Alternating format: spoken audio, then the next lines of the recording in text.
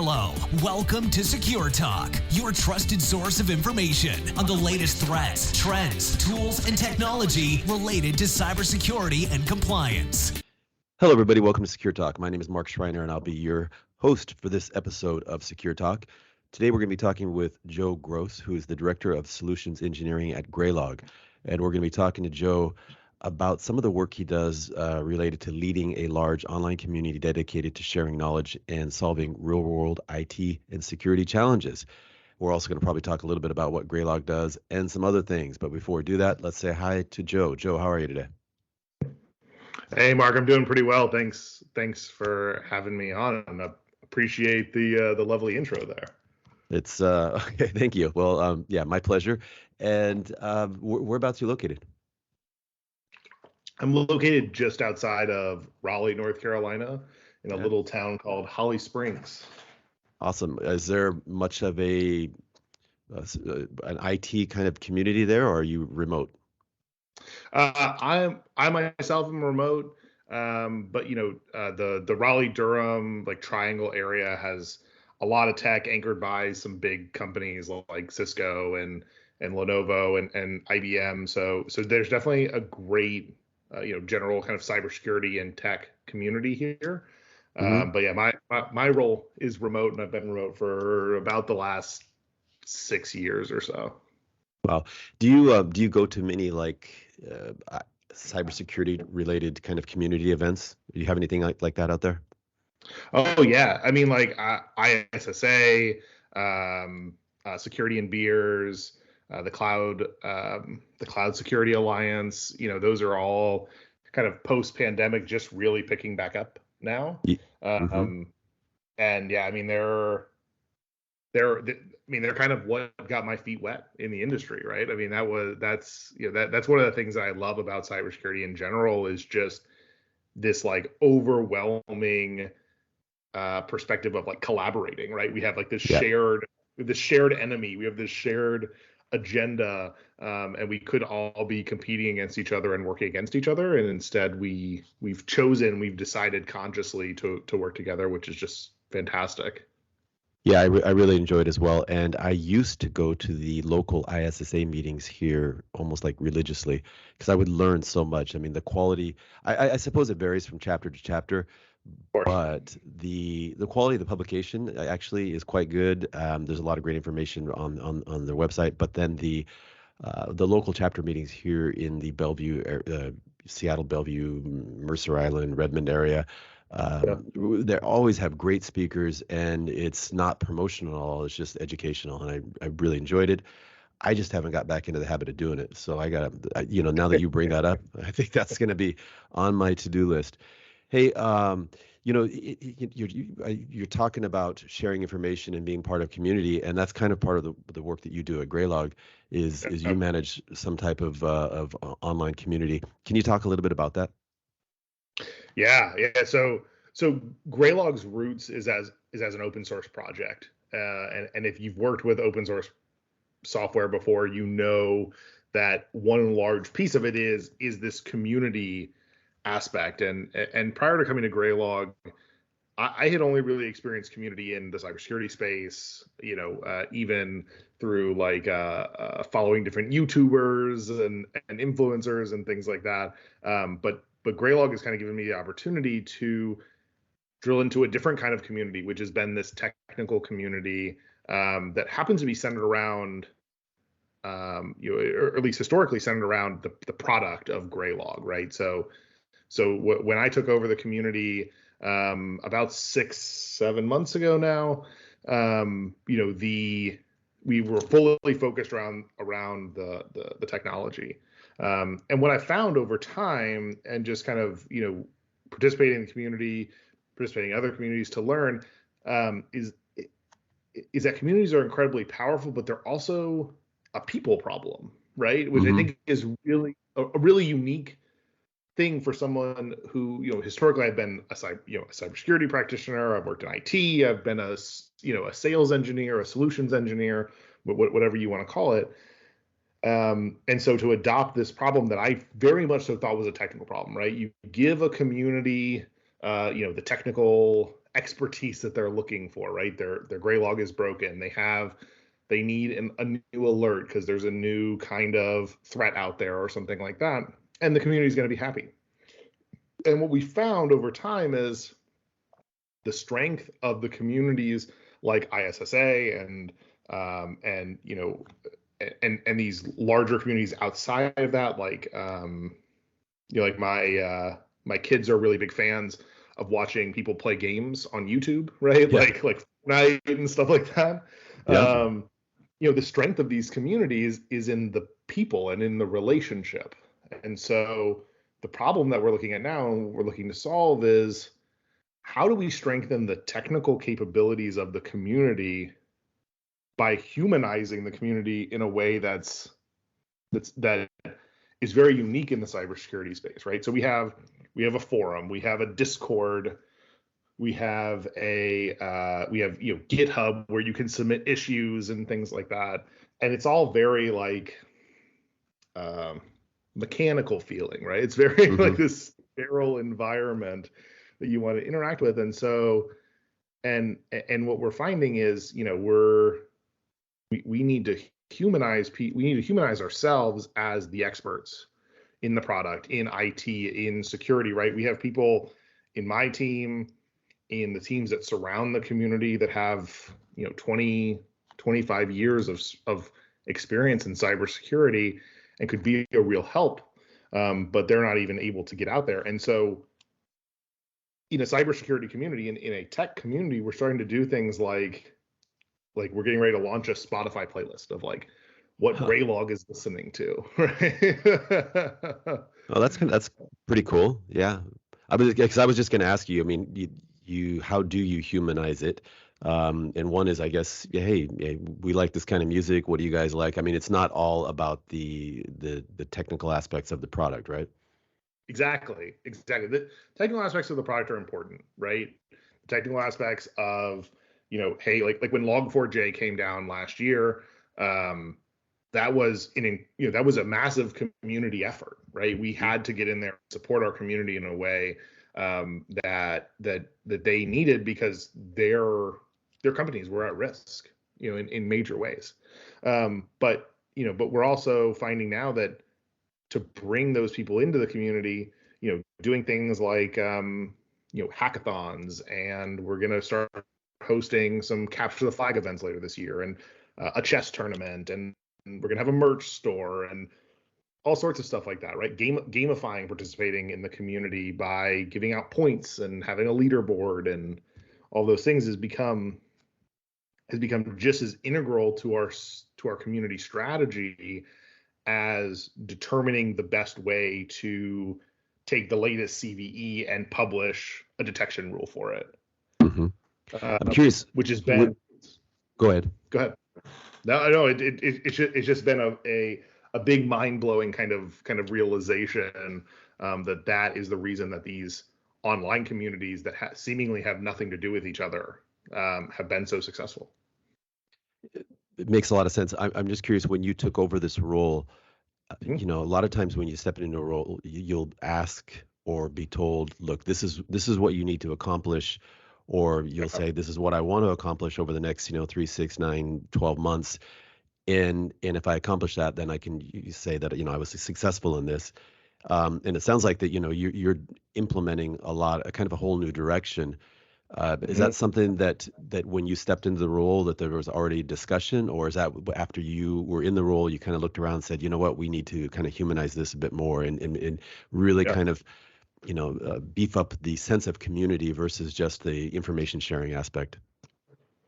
Yeah. So, I mean, big shout out to my boss, Mark Brooks, who gives me a lot of rope to do lots of things with.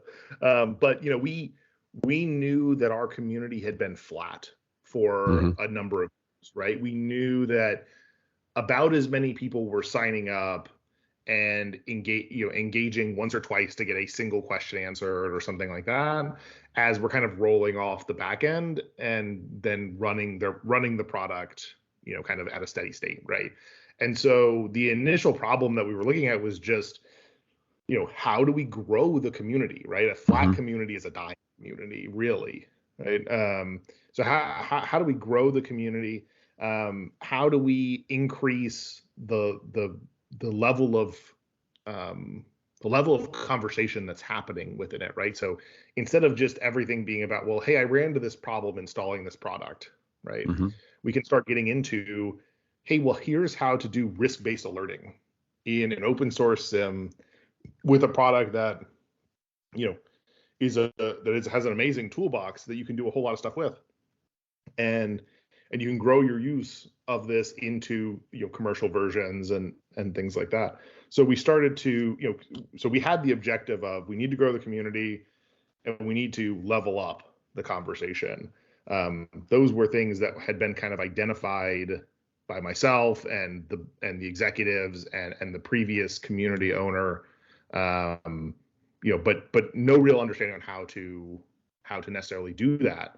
And so yeah, when I took the reins of it, I decided to take some time and explore other places that I believed were communities, right? Solid communities.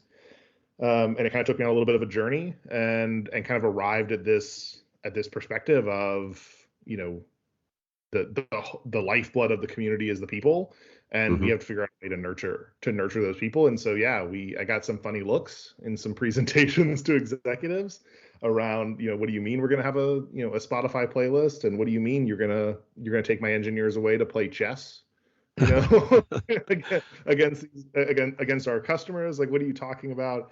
And then I think, we were able to, kind of help everybody understand that, you like being a part of what you like being a part of in your life because you feel valued as a person. You feel valued, and you feel like that the people that you're interacting with are bringing value to you. So whether that is a professional organization, a civic organization, a religious organization, whatever it is, you feel as though you're getting value and you're bringing value. And that's what we want to build within the Graylog community, and then take that, and build the Graylog community out into a broader cybersecurity community, IT operations community, those kinds of things. Awesome. Hey, when you were, just starting off, did you look around and see some other examples of communities that have already done exactly what you're talking about? Yeah, so I've seen some smaller communities that have done some really great things. There was a product called Post Hog that actually came across by accident, because we are doing some partnership conversations with them. And they have a really amazing community, and just the way that they engage seems really seems really effective. I also kind of went down the rabbit hole of the larger communities, like the Cisco's and and Red Hat and those guys, and that all just felt a little bit too standardized and a little bit too corporate for 140 person startup, right? And kind of, we're in still in scrappy growth mode, so let's be scrappy and and let's be a little less corporate than they need to be. And then what ultimately kind of caught my eye, and this is going to sound probably a little bit crazy, was like TikTokers and YouTubers and Twitch streamers, and you've got people that are logging into these Twitch streams. You've got hundreds of thousands of people that are waiting for these Twitch streamers to show up every single day and watch them do something that these people could be doing themselves, right? And they're doing it strictly for entertainment, watching it and being a part of it. And so just understand, and that's really where this idea of humanizing, having fun, engaging directly with your community in non-technical ways came from, was just in these massive online communities that are the most successful communities out there. Well, what kind of metrics do you use to judge your progress? Yeah, that's a good question. So, the biggest metric that we utilize is is twofold. One is the daily engaged user. So, how many users are given time on any day, right? The other one is the monthly engaged user. Can't remember which order the math goes, but essentially it is a ratio between the number of monthly engaged users and daily engaged users to see the drop off, essentially. So what percentage of your users are coming once a month and engaging in that kind of idea, and how many are coming, on a daily basis, right? Over the last week is what it actually averages out. And we want to look at that number being somewhere in like the 30 to 35% range. And we're not there yet. I mean, just to be honest, we're still in this journey. We're still building. But when I started, we were somewhere in like the 5 or 6% range, and now we're up towards 17. So we are really kind of trending in that direction, and a lot of the things that we've implemented thus far is just simply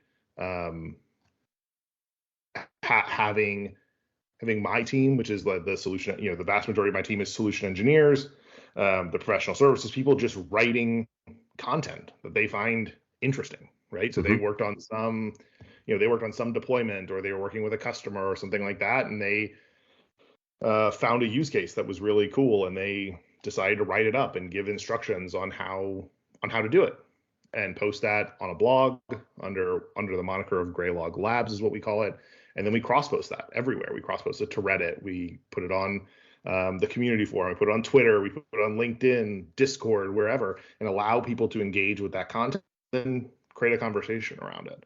And that's just starting to kind of help build that. And then, as we get those conversations happening, is when we'll start to pull in some of these other aspects, around finding people to be in the Graylog ecosystem for their own personal enjoyment, and not just necessarily for technical information.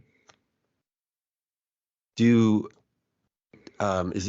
the business rationale behind this? Is it, the bigger, the more robust the community, the faster the community is growing, just kind of is a signal that helps support and facilitate the growth of Graylog itself? Yeah, so there's a couple of rationales behind it, right? The first one is, being an open core product. The more people that are engaged in the community means the more people that are adopting our open core product, and just in general, people are going to fall out the bottom and need the commercial offering just through self-selection, right? The other thing that we're doing is we've actually mapped what we're calling the open customer journey. So from the time you join the community, which we've identified as the time you download and install Graylog, to the time you exit the community, which we have identified by a couple of different metrics. What is the path that you take as a customer, right? And along that path, where are the points where there's friction that we can ease through different kinds of content, whether that's videos or blogs or webinars or whatever that may be, and then also where are the points in time where you are the most primed to potentially buy from the commercial perspective, so that we can inform you of what the commercial offering is. We're not going to sell to you. We're not going to market to you. That's not what the community's for. But we do want to give you the information of that, right? So that you can make an informed decision and have a value conversation with your leadership around whether or not that makes sense to go, to move into the commercial offering. The other place that it is, that we've kind of driven a business driver out of it, is that Graylog is a large piece of software, right? We're talking about enterprise log management, SIM, right? We're talking about these massive software suites, and one of the big appeals of something like that is having people around you to help you with that, right? And we've run the solution really successfully thus far through through our customer success organization, in kind of surrounding our customers in these bubbles, right, of that. But it's a very manual effort. It's a lot of what I would call heroics. And what the community does is kind of create that bubble for us, right? So similar to like when SolarWinds was really big and they had Thwack, right? And so when you bought into SolarWinds, you weren't just buying SolarWinds and their support and their product. You were buying into this whole community of people that had solved all of these problems with this software suite that you had just taken on, and you were able to tap into that market, right? You were able to tap into that and build friends, build engagement, all of that kind of stuff. And so that's another place where the community kind of engages in this idea of like a tier 0 support, right? So something below necessarily like our enterprise support, but can solve and engage in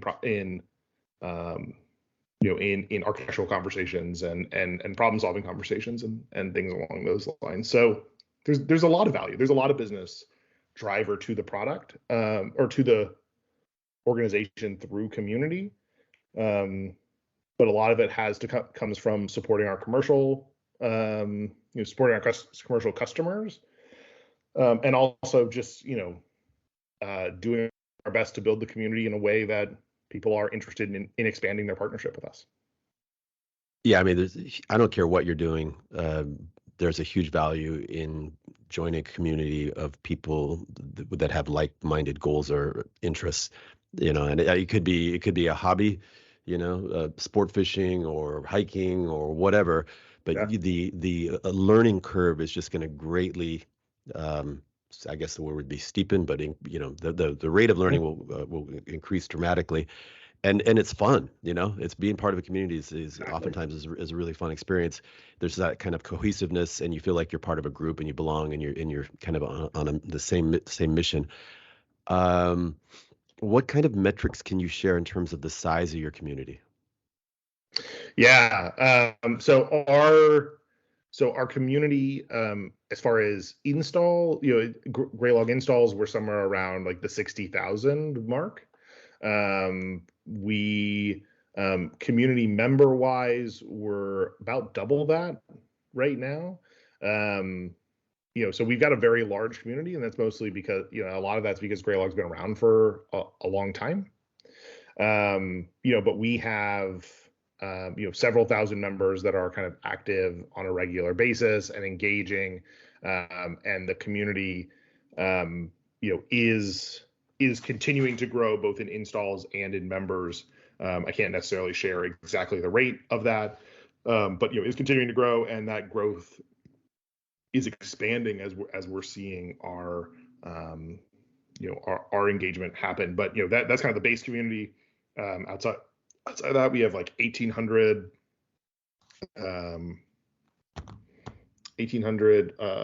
subscribers on Reddit. I don't remember the word for it.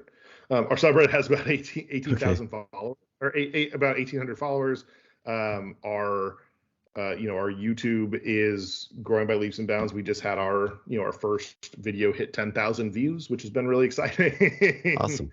And yeah, we're just kind of running through this approach of this multi-channel multi-channel community, and kind of the next big thing to continue to tackle is kind of the more real-time community through like a Slack or a Discord. We have a Discord right now, trying to determine if that's the right platform for us going forward. But we have about 400 members in there, and starting to get a little bit more engaged in kind of that day-to-day conversation, right?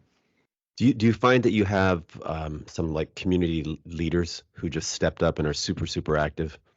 Is there a way? Do you have a way to like recognize who these people are and maybe give them I don't want to say give them recognition, or maybe even give them a little bit of authority, or in terms of helping to kind of moderate or curate the community? Yeah. So we do. We have several leaders that have popped up and are engaging in this on a regular basis, right? And they've been doing it since before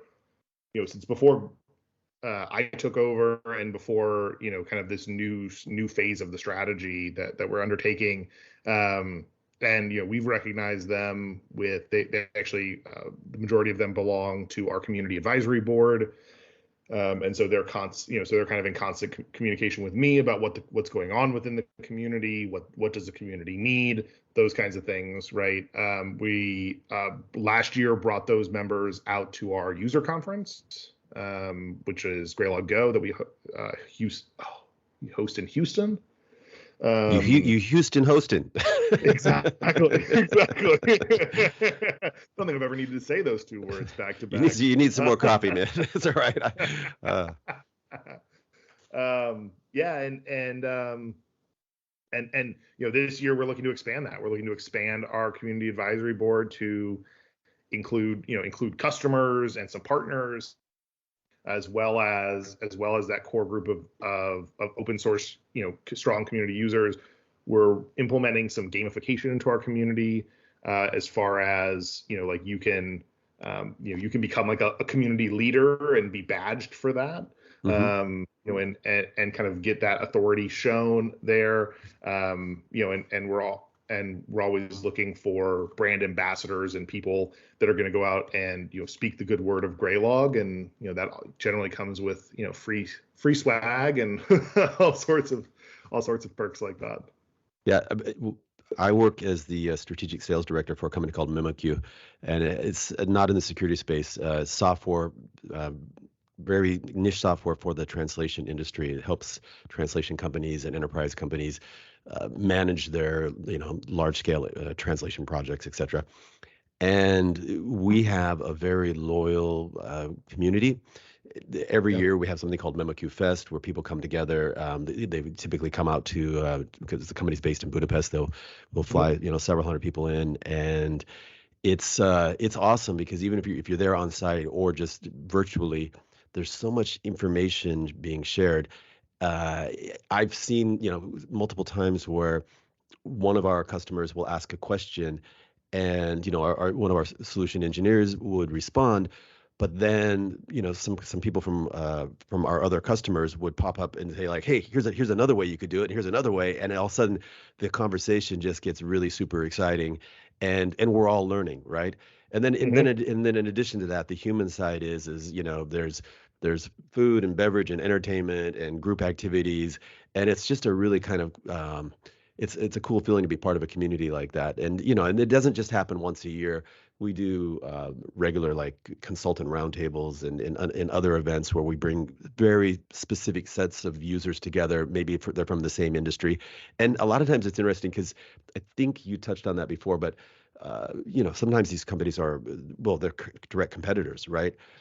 But we have the shared mission of optimizing, their investment in this software and getting the team that's using this software to perform even better, right? So if everybody can kind of share best habits, it's a great experience.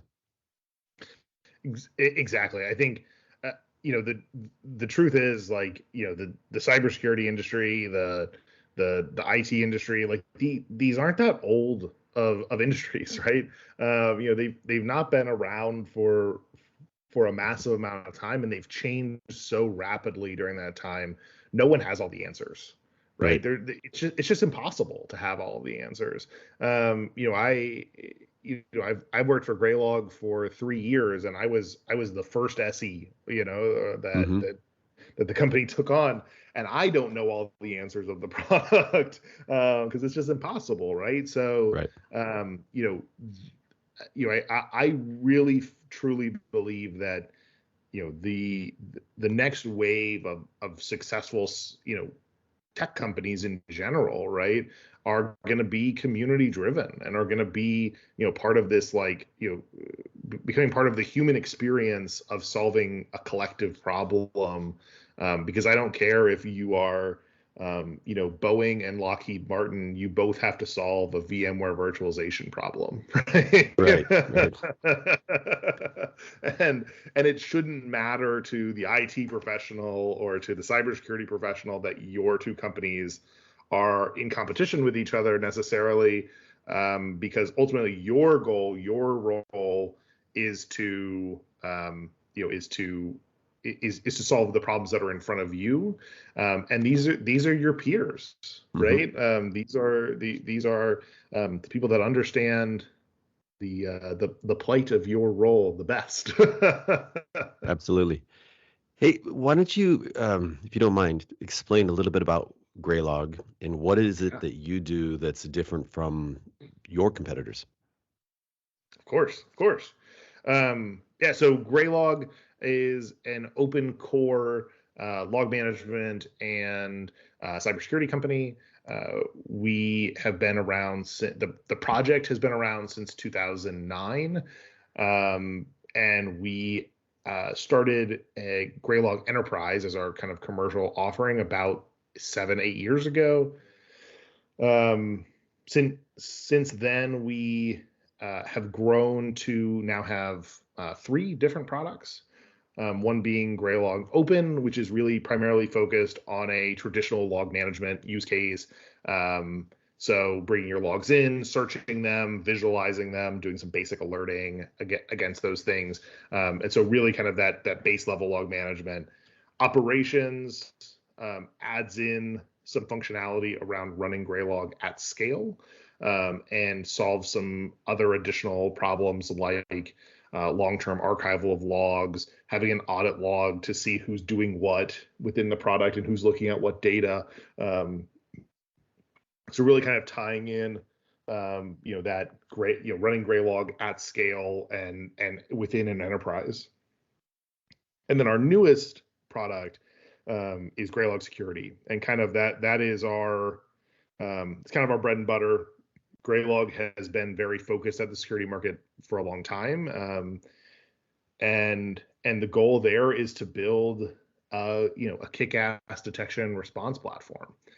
So we are heavily focused in building the detection capabilities and response capabilities into the Graylog platform.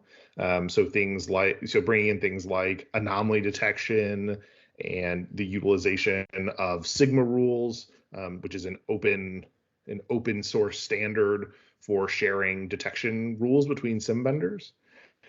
And really diving into solving the underlying problems that have existed within the SIEM and kind of detection response space for a long time around, things being really, really difficult to utilize, super expensive from a TCO perspective, and really just needing a lot of hyper specialized talent to do basic jobs of just kind of, is this alert a real alert or not? Right. Right. And then investigating those things. How we do that differently is, Graylog is built on a data platform, right?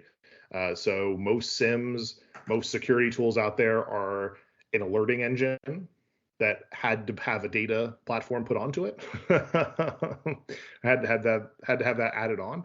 But we're a data platform, right? Graylog was built to handle terabytes and terabytes a day of logs, and do the analytics against those. And so we've been able to build really quickly on top some really deep and advanced analytics capabilities specific to the cybersecurity problem.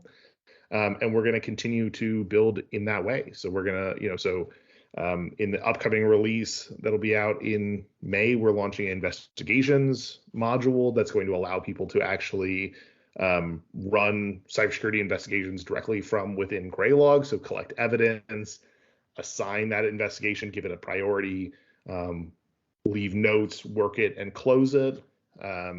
We'll be expanding past there, deeper into some threat intelligence, some asset modeling, things like that, and just continue to build out our functionality there. So yeah, I mean, really, we kind of came up with this a couple of years ago, which is, Graylog's looking to unsim the security market, right? Let's take away all of the heavy lift that has existed for the entire time I've been in cybersecurity around log analysis and the detection of cyber threats. And let's just get to the meat and potatoes of it and allow people to find the needle in the haystack in a way that, works for them. Awesome. What would you say are the 1, 2, or 3 most popular questions or concerns that you get from prospective customers at the enterprise level? Yeah. Um, so one, so I think you'd be surprised what we get from the enterprise level. Some of it is just simply, hey, there's a lot of new regulations around data residency and privacy and all these kinds of things, and we need to still be able to accomplish the job while ensuring that our underlying data isn't violating some law somewhere in the world, right? So it's probably the number one question that we get of like, how can you ensure that you were able to do this analysis and these alerts regardless Are of you where the data lives? Are you Go ahead. referring to the actual log data? So because like for example with GDPR, if you're looking at the log data or you're storing the log data that shows user activity of an EU citizen, there may be certain times that you're allowed to do it, maybe certain times you're not. And then if they leave the organization and say, hey, I want you to delete my data, is that the kind of scenario you're talking about, or is it something else? Exactly that. And it goes even deeper than that of that EU citizens' data can't actually leave the EU, right? So if you're a large multinational and you're running, you have a SOC that's in the US, and you have log data in the US and in the EU, we need to figure out a way for you to access the EU data, that is just another part of your network, right? There's no real difference between that data and the data that's in the US. It's just a different part of your network. But we need to figure out a way that you can run the same analysis against the US data and the EU data without that ever actually departing the EU, and do that in a way that's efficient for your SOC, so that you're not swivel chairing on a regular basis and trying to follow cyber threats around the world across different tools, right?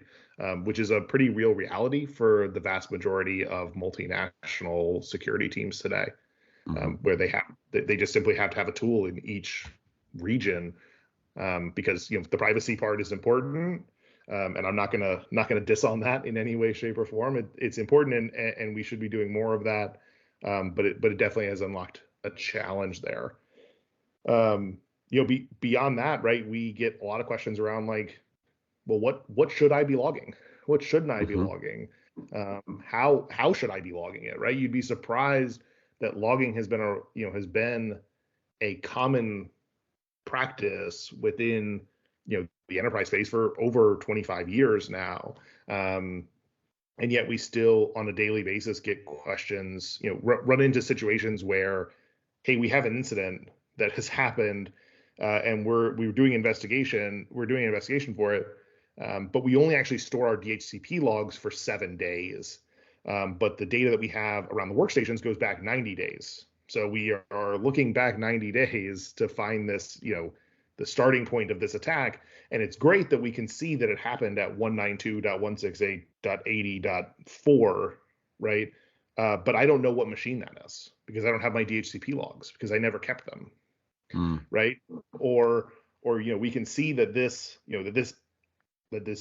attack jumps from this machine to that machine, and we have we have the IP addresses of those, but I have no DNS, and so I have no idea necessarily how that attack happened, because we can see that happened over HTTP or HTTPS, but I've got no idea what it actually hit on this server that hosts 100 web apps, right?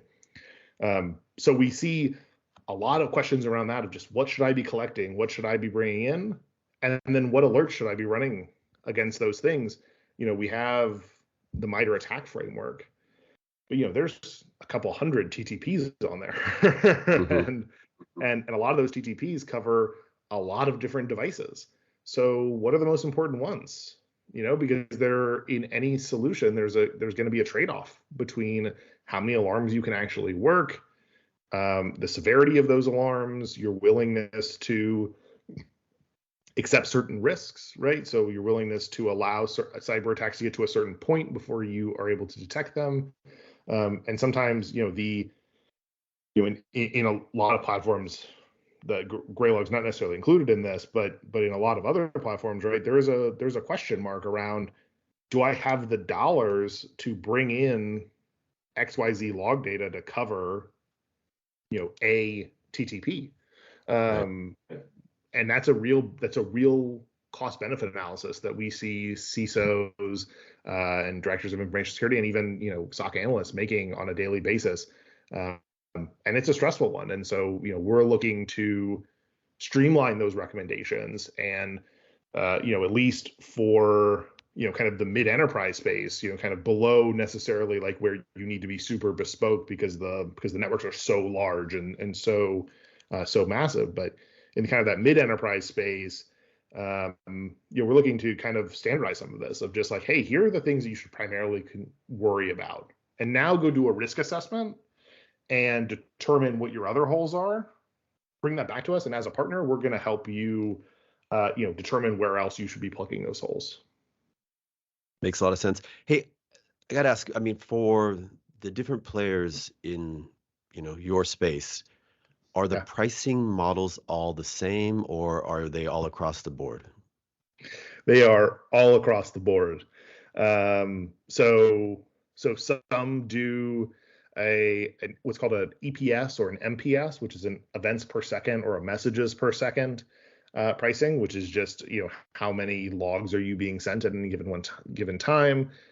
Some do a resource-based pricing, which is like how many CPU cycles and how much RAM and how much data tiering and those kinds of things are you doing at any given time. So you pay nothing for the storage, nothing for the ingest, but you pay for the processing of the data, the analytics of the data. Graylog utilizes an ingestion-based pricing model, which is a gigabytes per day or a terabytes per day, and that's what many others utilize as well. They're all kind of similar in that they all hinge on how much data you're putting in, right? In some way, shape, or form.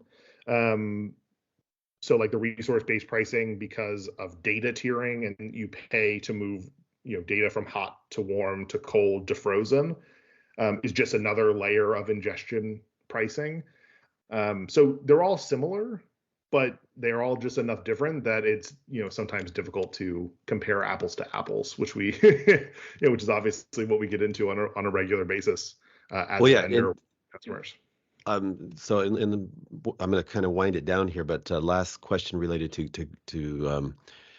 Graylog. Do you do some type of TCO analysis that will look at the different platforms or pricing systems to say, hey, based upon what you're telling us, this is what it's going to look like?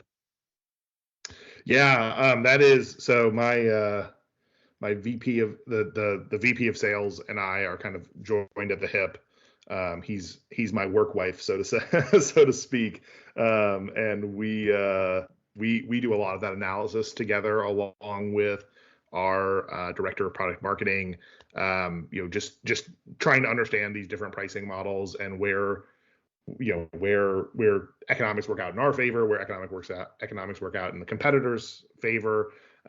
Because ultimately every pricing system has certain use cases that it's really great for, and other use cases it's not great for, and that's just kind of part of picking one and deciding, hey, this is what's best for my my segment of the market. Awesome. Hey, early on in our conversation, you mentioned that when you were first getting started, that you used to follow some subject matter experts or centers of influence in the cybersecurity space. Do you have any particular recommendations? Yeah, that's a great question. There are a number of podcasts out there that I love, as well as there are several LinkedIn influencers like Mike Johnson is one of my favorites. So is Chris Roberts. I also think Malware Jake is a great one to follow on Twitter. Really just starting to dive into the community and being a part of it, I think, is probably my biggest question, because you'll meet these people, right? They're the same people that I think most everyone knows in the cybersecurity space and will end up connected to. But my biggest recommendation getting started is like ISSA, ISACA, or InfraGard are going to be big in your city. or the next major city over, one of those three will be the big dominant chapter. Figure out which one is dominant and go join it. Go be a part of it. Go sit in the meetings and meet the people that are there. And then listen to become part of the community, become part of the conversation. See who the people are that they're listening to and who the speakers are talking about. And then find what works for you. Because there's tons of influencers out there that and they all have different styles, and I think it's important to find the style that fits best for you. Awesome. Hey, last question, nothing to do with cybersecurity, but earlier you mentioned that some of your team would go and play chess, online chess with your customers. Which app or platform do you use? And I'm asking because one of my family members has like really gone in for chess and is really enjoying it. And I'm just curious what platform you guys use. Yeah, we are currently exploring utilizing chess.com. So we've run a couple of like internal chess tournaments off of that. And we're looking at, ways that we can partner with them to do, kind of a larger scale, more formal online chess tournament. But that platform has just been great. I think it's accessible for people that are just learning how to play. And also will pair you with people that are also in your same skill level, which is great for people like me who are terrible at chess. But like to play. We've been utilizing them for about 18 months or so, just internally to Graylog, building internal community, right? Now we're looking at how we can potentially expand that beyond. Awesome. Hey, Joe, I really enjoyed the conversation. If people want to find out more information about Graylog or your community, what's the best thing for them to do? About Graylog, if you specifically want to know about Graylog, visit our website, graylog.org, or come join the community, which is community.graylog.org. Info@graylog.com is the email address for just getting generically in contact with them. If you have specific questions for me or specific things that you want to do, go for there. You can find me on LinkedIn under Joseph Gross in the Raleigh-Durham area. You'll find me there. Or you can reach out to me at joe.gross@graylog.com. Awesome. Hey, Joe, thanks so much for your time. And I would like to wish you a great remainder of 2023. I'll have to edit that one out. Likewise, I appreciate it. Thank you so much. Hello, welcome to Secure Talk, your trusted source of information on the latest threats, trends, tools, and technology related to cybersecurity and compliance.